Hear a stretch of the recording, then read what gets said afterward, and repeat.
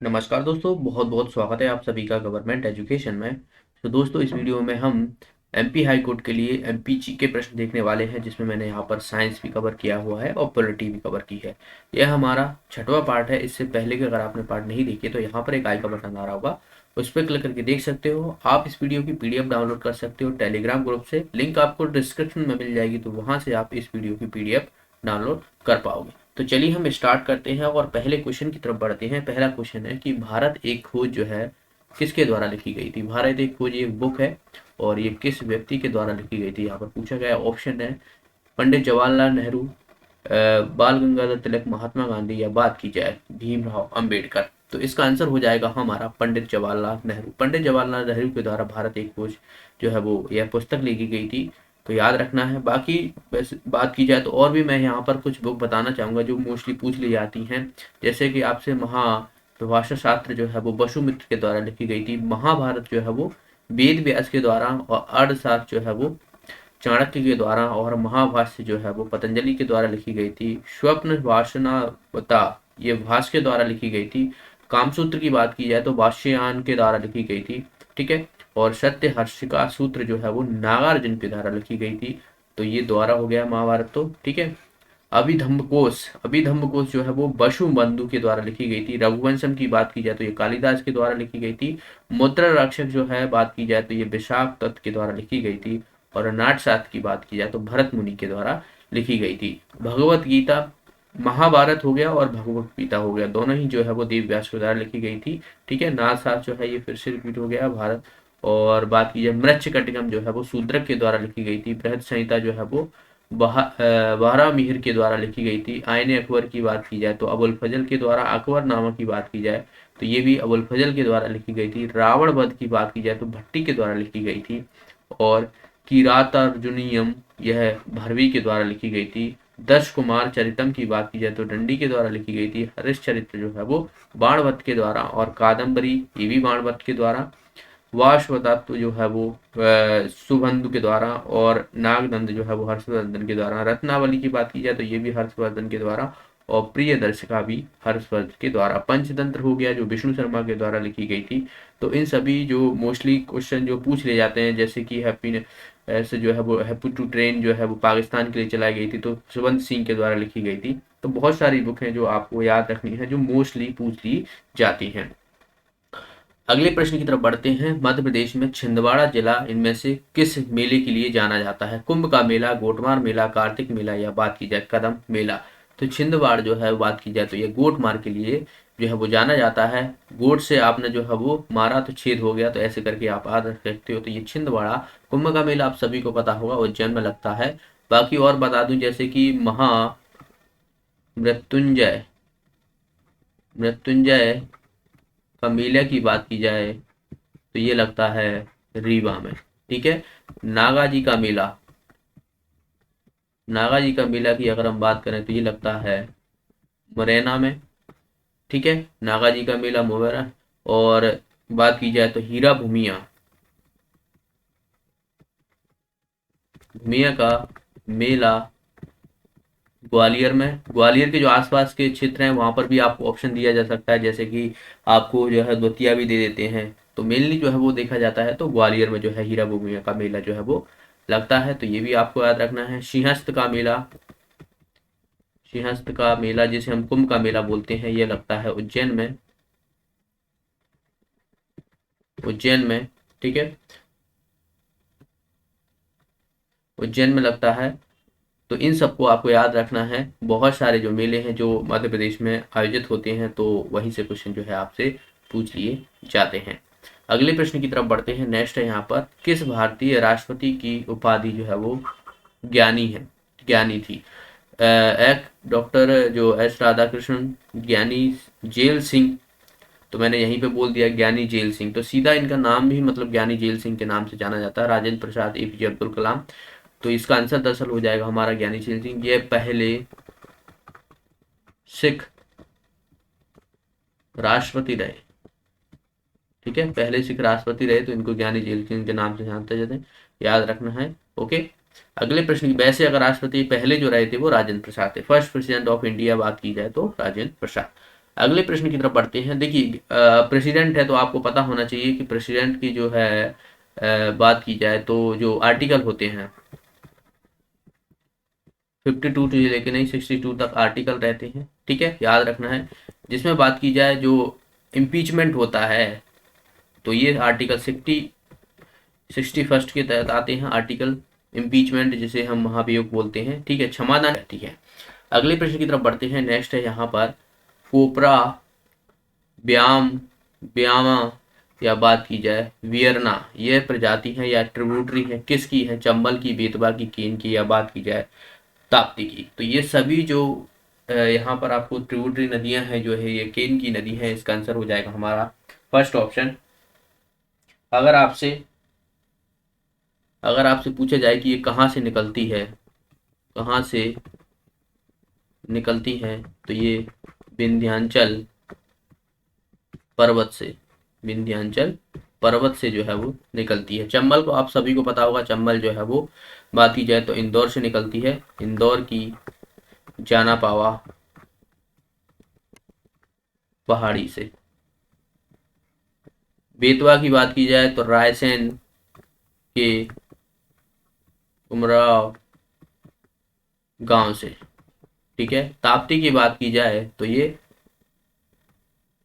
बैतूल से निकलती है, बैतूल से निकलती है, बैतूल की मुल्ताई से, ठीक है, निकलती है, ठीक है। तो इन सबको याद रखना है। यह बात की जाए तो पूर्व से पश्चिम की ओर बहती है, पूर्व से पश्चिम की ओर बहती है। बाकी सभी जो है आपको पूर्व की ओर बहते हुए दिखाई देंगे। यह है बात की जाए तो एस्चुरी का निर्माण करती है, न डेल्टा का, ठीक है, एस्चुरी का निर्माण करती है ताप्ती नदी। इसका आंसर दरअसल हो जाएगा हमारा केन नदी।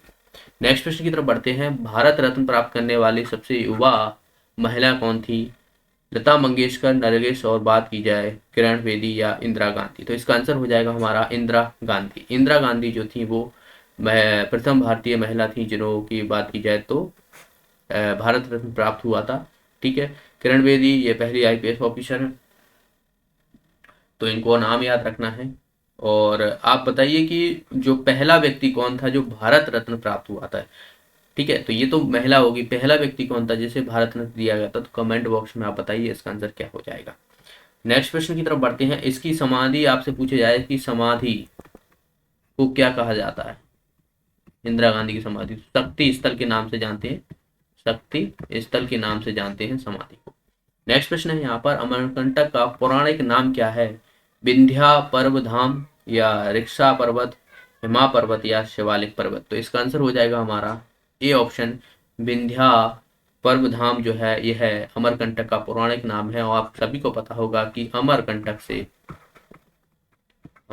से बात की जाए तो 3 नदियां निकलती हैं, नर्मदा, सोन, जोहिला, ठीक है। नर्मदा, सोन, जोहिला ये तीनों ही जो है वो अमरकंटक से निकलती हैं, तो इनको आपको याद रखना है।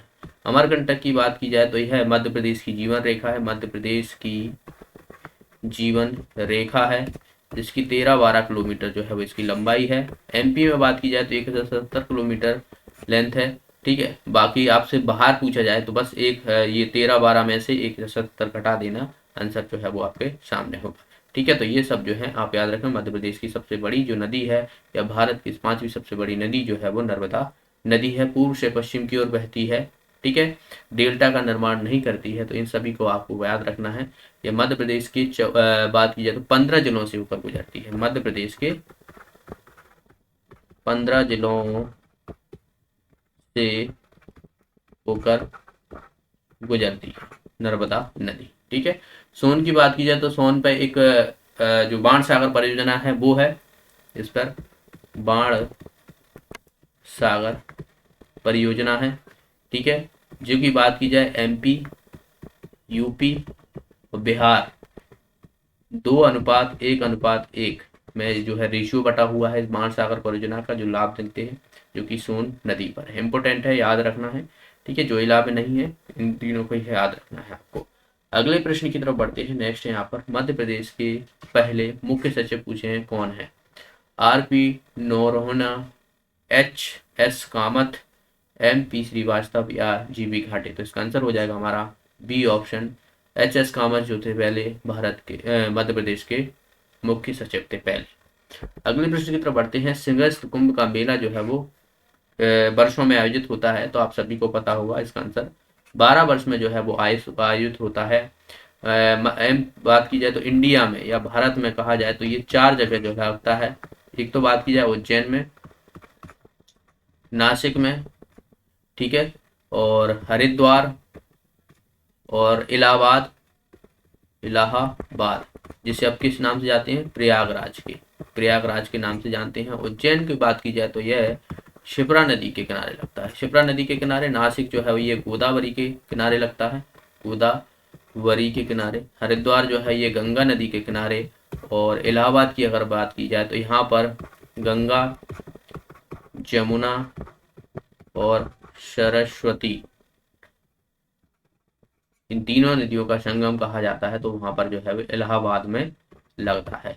तो इन तीनों को याद रखना है। 12 वर्ष जैसे कि यहाँ पर सिंहस्थ का मेला है तो 12 वर्ष बाद लगेगा। पिछली बार जो लगा था ये 2016 में आयोजित हुआ था, तो 12 वर्ष बाद यानी 2028 में जो है अब की बार लगेगा उज्जैन में। ओके, अगले प्रश्न की तरफ बढ़ते हैं। नेक्स्ट है यहाँ पर, मध्य प्रदेश में मैंगनीज निम्न में से किस जिले में पाई जाती है? मुरैना, रीवा, बालाघाट, ये बालाघाट है ना कि बालाघाट, छिंदवाड़ा, दुर्ग, बस्तर या उज्जैन व कालूमार। तो इसका आंसर हो जाएगा हमारा बालाघाट और छिंदवाड़ा में जो है वो मैंगनीज पाया जाता है। बालाघाट को मैंगनीज की नगरी के नाम से भी जाना जाता है, याद रखना है, मैंगनीज Mg के फॉर्म से जानते हैं, इसका साइन है। मलाज खंड आपसे पूछ लिया है तो मलाज खंड ये भी बालाघाट में ही है, और यह है तांबा के लिए जानी जाती है। ठीक है, यहाँ पर जो है वो तांबा होता है, तो ये तांबे के लिए जानी जाती है मलाज खंड, जो कि बालाघाट में। अगले प्रश्न की तरफ बढ़ते हैं। नेक्स्ट है यहाँ पर, भारत में निम्नलिखित में से कौन सा मौलिक अधिकार नहीं है? धर्म की स्वतंत्रता का अधिकार, संवैधानिक उपचार का अधिकार, शिक्षा का अधिकार या संपत्ति का अधिकार। तो बात की जाए, देखिए पहले जो संपत्ति का अधिकार हुआ करता था वो मौलिक अधिकार यानी फंडामेंटल राइट के अंतर्गत आता था, लेकिन बात की जाए तो 44वां संविधान संशोधन हुआ था, तो उसमें बात की जाए तो यह है लीगल राइट कर दिया गया था, जो कि 300A आर्टिकल के अंतर्गत कर दिया गया है, आर्टिकल के अंतर्गत। ठीक है, तो संपत्ति का अधिकार आपसे आर्टिकल पूछा जाए तो 300A आप याद रखना, 300A। बाकी धर्म की स्वतंत्रता अधिकार हो गया, संवैधानिक उपचार का अधिकार हो गया, शिक्षा का अधिकार हो गया, ये सभी बात की जाए तो मौलिक अधिकार हैं। और फंडामेंटल राइट की बात की जाए तो आपको पता होना चाहिए कि हमारे पास जो फंडामेंटल राइट हैं वो कितनी हैं, 6 हैं टोटल। फंडामेंटल राइट की बात की जाए तो 6 हैं। ठीक है, जिसमें बात की जाए समानता की बात की जाए तो ये समानता का अधिकार हो गया, एक स्वतंत्रता का अधिकार हो गया, जो कि बात की जाए 19 से 22 तक है, 19 से 22 तक आर्टिकल का। संवैधानिक उपचार का अधिकार ये आर्टिकल 22 में आता है, जिसमें रिट जारी करने की है। और शिक्षा का अधिकार की बात की जाए तो ये भी हमारा जो है वो फंडामेंटल राइट के अंतर्गत आता है। तो इन सभी को आपको याद रखना है। ठीक है, स्वतंत्रता का अधिकार में बहुत सारी चीजें, पहले जो संपत्ति का अधिकार हुआ करता था वो स्वतंत्रता के अधिकार में ही था, लेकिन उसको जो है वो 44वां संविधान संशोधन के तहत जो है वो आर्टिकल 308 में शामिल कर दिया गया। आर्टिकल 1 आपको याद रखना है, 17 आर्टिकल, जो की बात की जाए अस्पृश्यता, जो अनटचेबिलिटी होती है उसके लिए जाना जाता है, इसका अंत करना, छुआछूत का अंत करना, आर्टिकल अनुच्छेद 17 में। ठीक है, अनुच्छेद 18 की बात की जाए तो उपाधियों का अंत है, उपाधियों का अंत कहा गया है। ठीक है, ये आपको याद रखना है। और प्राण और देह की स्वतंत्रता आपसे पूछा जाए तो आर्टिकल 21 के अंतर्गत जो है वो कहा गया है। इन सभी को आपको याद रखना है। अगले प्रश्न की तरफ बढ़ते हैं। वह वैज्ञानिक जिनका परीक्षण पेंडुलम घड़ी आविष्कार के नेतृत्व करता है, अल्बर्ट आइंस्टीन, गैलीलियो और मार्कोनी या थॉमस एल्वा एडिसन। तो इसका आंसर हो जाएगा, पेंडुलम घड़ी की बात की जाए तो ये गैलीलियो के द्वारा इसका आविष्कार किया गया था, याद रखना है। अल्बर्ट आइंस्टीन की बात की जाए तो E=mc² सापेक्षता का सिद्धांत दिया था। वहीं हम बात करें मार्कोनी के द्वारा जो है वो रेडियो का आविष्कार किया गया था। और एडिसन ने जो है वो बल्ब बनाया था, बल्ब जो हम बल्ब लगाते हैं वो जो है वो उनके द्वारा। तो यहाँ पर पेंडुलम पूछा था तो ये हमारा गैलीलियो जो है इसका आंसर हो जाएगा। अगले प्रश्न की तरफ बढ़ते हैं। वातावरण में ऊर्जा का सबसे स्रोत कौन सा है? हाइडल ऊर्जा, सौर ऊर्जा, पवन ऊर्जा या ज्वारीय ऊर्जा? तो वातावरण में जो मेन सोर्स है एक तरीके से इसका आंसर हो जाएगा हमारा सौर ऊर्जा, जिसे हम सूर्य कहते हैं। यह वातावरण का सबसे ऊर्जा का स्रोत है। सौर ऊर्जा जो रहती है, बात की जाए तो जो सूर्य में जो ऊर्जा रहती है वो नाभिकीय संलयन, नाभिकीय संलयन यानी जिसे हम बोलते हैं न्यूक्लियर फिजन के माध्यम से जो है उसमें ऊर्जा अपव्यय होती है, जिसमें क्या होता है, दो हाइड्रोजन मिलकर जो है वो हीलियम का निर्माण करते हैं सौर ऊर्जा में। तो ये भी कई बार पूछ लिया जाता है कि उसमें कौन सी क्रिया होती है, तो नाभिकीय संलयन आपको याद रखना है, जिसे हम न्यूक्लियर फिजन बोलते हैं, फिजन। ठीक है, तो अगर आपको नाभिकीय संलयन या नाभिकीय विखंडन में कभी भी कंफ्यूज हो तो मैं आपको बता दूं, जैसे कि FUSSION होता है तो फजन, तो यहाँ पर यू लगा हुआ है, जैसे सन में यू लगा रहता है उसी तरीके से आपको यहाँ पर भी यू दिखेगा, लिखेगा। तो ऐसे करके आप याद रख सकते हो, थोड़ा आपको याद होने में आसानी हो जाएगी। ओके, तो इसका आंसर क्या हो जाएगा हमारा? सेकंड ऑप्शन जो है इसका आंसर हो जाएगा। और अभी जो आर्टिफिशियली सूरज है जो किसके द्वारा बनाया गया था? चीन के द्वारा बनाया गया है। मून हो गया, तो ये सब जो है वो चाइना कर रहा है।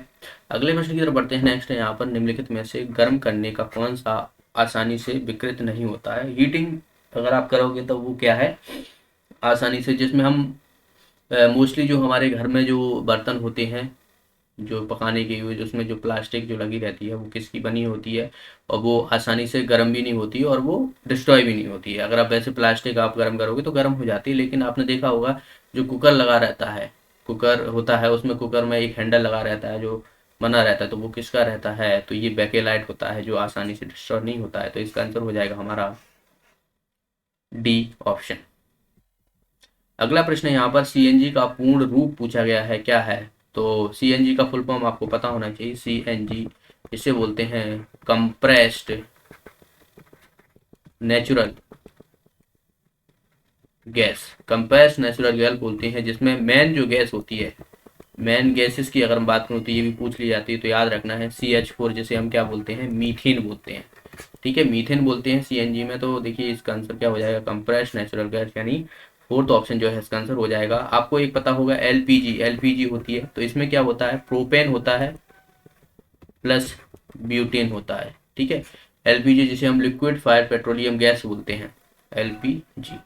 ओके, प्रोपेन होता है। आपने देखा होगा जो गैस लाइटर होते हैं, जो लाइटर, गैस लाइटर, LEGHTIR, ठीक है, लाइटर जो होते हैं जो सिगरेट जलाने के काम आते हैं, जो लाइटर रहते हैं उसमें कौन सी गैस यूज होती है? ब्यूटेन होती है उसमें। तो ये भी याद रखना है, गैस लाइटर में जो रहती है वो ब्यूटेन गैस रहती है। एलपीजी में बात की जाए तो प्रोपेन हो गया और ब्यूटेन हो गया, और सीएनजी की बात की जाए तो मीथेन हो गया। तो इन सबको आपको याद रखना है। नेक्स्ट है यहाँ पर, कृत्रिम गुर्दे द्वारा, गुर्दे मतलब होता है किडनी, किडनी, किडनी द्वारा जो है वो रक्त का शुद्धिकरण की प्रक्रिया हम क्या बोलते हैं? जैसे किडनी खराब हो जाती है बहुत से लोगों की, तो आर्टिफिशियली किडनी लगाई जाती है और उसके द्वारा जो है वो रक्त का शुद्ध किया जाता है, क्योंकि हमारी जो किडनी होती है वो रक्त को शुद्ध करने का काम करती हैं। तो ऑप्शन है यहाँ पर शोधन, अपोहन जिसे हम डायलिसिस बोलते हैं, एक्सट्रेशन या सिक्रेशन। तो ये डायलिसिस कहा जाता है, अपोहन जिसे बोलते हैं हम। इसका आंसर हो जाएगा हमारा बी ऑप्शन, किडनी। किडनी जो है वो मनुष्य में दो किडनी होती हैं, लेफ्ट राइट।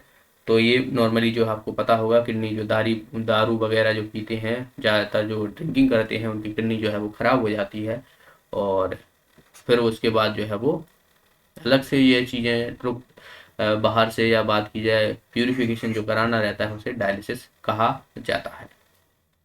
हो जाएगी। ओके, तो मिलते हैं नेक्स्ट क्लास में। अगर आपने अभी तक चैनल को सब्सक्राइब नहीं किया है तो चैनल को सब्सक्राइब कर लीजिएगा, लाइक कीजिए, शेयर कीजिए फ्रेंडों के साथ। मिलते हैं नेक्स्ट क्लास में, तब तक के लिए बहुत बहुत धन्यवाद।